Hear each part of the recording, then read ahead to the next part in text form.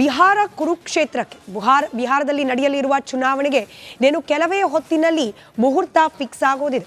ಚುನಾವಣಾ ಆಯೋಗ ಸುದ್ದಿಗೋಷ್ಠಿಯನ್ನ ನಡೆಸಿ ಬಿಹಾರ ಚುನಾವಣೆಯ ದಿನಾಂಕಗಳನ್ನು ಪ್ರಕಟ ಮಾಡೋದಿದೆ. 243 ಕ್ಷೇತ್ರಗಳನ್ನು ಒಳಗೊಂಡಿದೆ ಬಿಹಾರ ವಿಧಾನಸಭೆ. ನವೆಂಬರ್ 22ರಂದು ವಿಧಾನಸಭಾ ಅವಧಿ ಅಂತ್ಯವಾಗಲಿದೆ. ಒಂದೇ ಹಂತದ ಚುನಾವಣೆಗೆ ಆಡಳಿತಾರೂಢ ಎನ್ಡಿಎ ಮನವಿಯನ್ನ ಮಾಡಿಕೊಂಡಿದೆ. 2 ಹಂತಗಳ ಚುನಾವಣೆ ಮಾಡಿ ಅಂತ ಹೇಳಿ ವಿರೋಧ ಪಕ್ಷ ಮನವಿಯನ್ನ ಮಾಡಿಕೊಂಡಿದೆ. ಇನ್ನೇನು ಕೆಲವೇ ಹೊತ್ತಿನಲ್ಲಿ ಚುನಾವಣಾ ಆಯೋಗ ಬಿಹಾರದಲ್ಲಿ ನಡೆಯಲಿರುವ ಚುನಾವಣೆಯ ದಿನಾಂಕಗಳನ್ನ ಹಾಗೆ ಎಷ್ಟು ಹಂತಗಳಲ್ಲಿ ಚುನಾವಣೆ ನಡೆಯುತ್ತೆ ಅನ್ನೋದನ್ನ ಪ್ರಕಟ ಮಾಡೋದಿದೆ.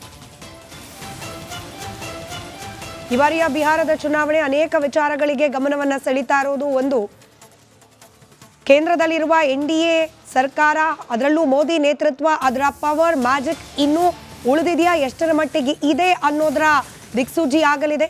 ಹಾಗೆ ಮೈತ್ರಿ ಸರ್ಕಾರ ಆಗಿರುವ ಕಾರಣ, ಅಂದರೆ ಮಿತ್ರ ಪಕ್ಷಗಳಿಂದ ಸಹಾಯವನ್ನ ಬೆಂಬಲವನ್ನು ಪಡೆದು ಆಗಿರುವ ಸರ್ಕಾರ ಆಗಿರೋ ಕಾರಣ ಕೇಂದ್ರದಲ್ಲಿ ಈಗಲೂ ಕೂಡ ಆ ಮೈತ್ರಿ ಗಟ್ಟಿಯಾಗಿದೆಯಾ, ಸರಿಯಾದ ದಿಕ್ಕಿನಲ್ಲಿ ಆಡಳಿತ ನಡೀತಾ ಇದೆಯಾ, ಜನರ ವಿಶ್ವಾಸ ಇನ್ನೂ ಕೂಡ ಮೋದಿ ನೇತೃತ್ವದ ಸರ್ಕಾರದ ಮೇಲಿದೆಯಾ, ಇದರ ದಿಕ್ಸೂಚಿ ಕೂಡ ಆಗಲಿದೆ.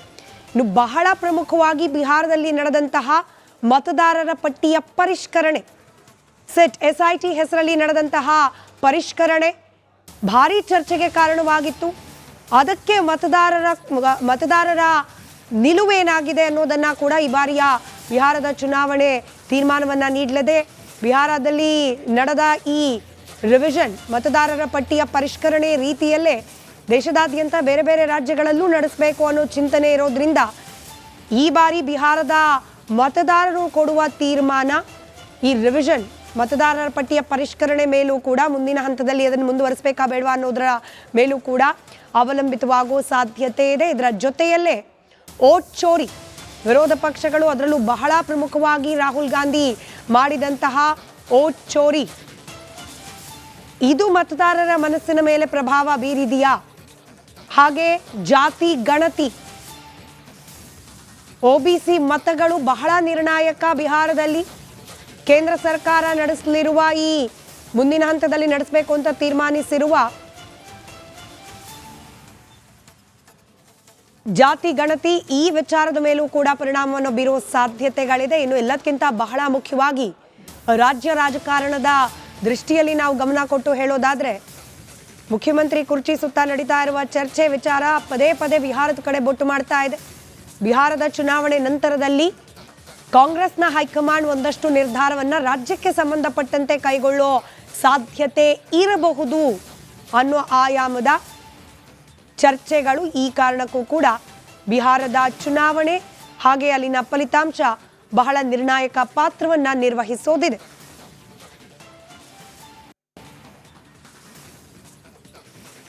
ಇನ್ನು ಮತದಾರರ ಪಟ್ಟಿಯ ಪರಿಷ್ಕರಣೆ ಸಂದರ್ಭದಲ್ಲಾದಂತಹ ಬದಲಾವಣೆಗಳು ಬಹಳ ಚರ್ಚೆಗೆ ಗ್ರಾಸವಾಗಿತ್ತು. ಲಕ್ಷಾಂತರ ಮತದಾರರ ಹೆಸರನ್ನ ಪಟ್ಟಿಯಿಂದ ತೆಗೆದಿಟ್ಟದ್ದು, ಅದು ಕೂಡ ವಿವಾದಕ್ಕೆ ಕಾರಣವಾಗಿದೆ. ಅದರ ಸ್ಟ್ಯಾಟ್ಸ್ ಅನ್ನ, ಅದರ ಅಂಕಿ ಸಂಖ್ಯೆಗಳನ್ನು ನೀವು ಸ್ಕ್ರೀನ್ನ ಮೇಲೆ ಗಮನಿಸ್ತಾ ಇದ್ದೀರಿ. ಮತಪಟ್ಟಿಯಿಂದ ಬರೋಬ್ಬರಿ 47 ಲಕ್ಷ ಹೆಸರುಗಳನ್ನು ಡಿಲೀಟ್ ಮಾಡಲಾಗಿದೆ.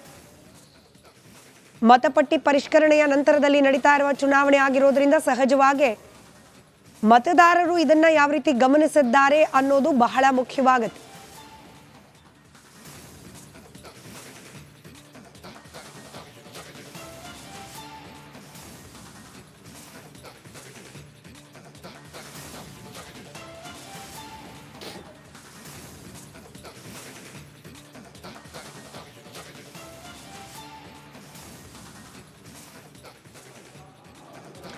ಕಳೆದ ಬಾರಿ ಚುನಾವಣೆ ನಡೆದಾಗ ಮತದಾರರು ಕೊಟ್ಟ ತೀರ್ಮಾನ ಏನು ಅನ್ನೋದನ್ನ to all my friends from the media.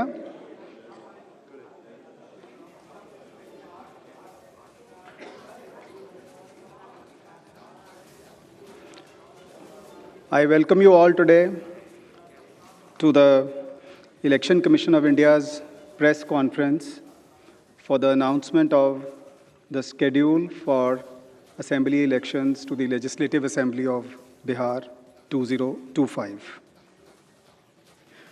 We have amongst us Honorable Chief Election Commissioner Shri Gyanesh Kumar Sir, Honorable Election Commissioner Dr. Sukhbir Singh Sandhu sir, Honorable Election Commissioner Dr. Vivek Joshi sir, Senior Deputy Election Commissioners Manish Garg sir, Gyanesh Bharti ji, Pawan Kumar Sharma ji, Election Commissioners Yetru ji, Sanjay Kumar ji, Director General IT, Seema Madam. Before we start, I'll just briefly let you know that what will be the format of our press conference. We'll start with the address and presentation by Honorable Chief Election Commissioner sir. That will be followed by a question and answer session. For the question and answer session, as per our previous practice, we will be taking questions in groups of 5, and then Honorable Chief Election Commissioner would be answering in those groups. Before you ask your question, I would request you to kindly introduce yourself and the name of the organization. Thank you all. I'll request you to put your mobile phones on the silent mode. Sir.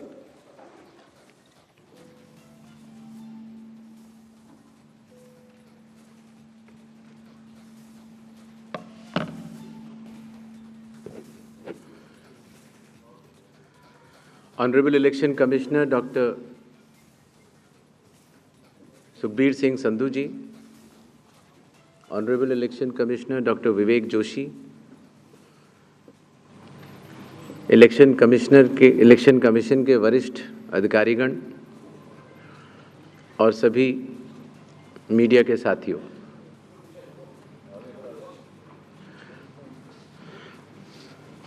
आज आप सभी के माध्यम से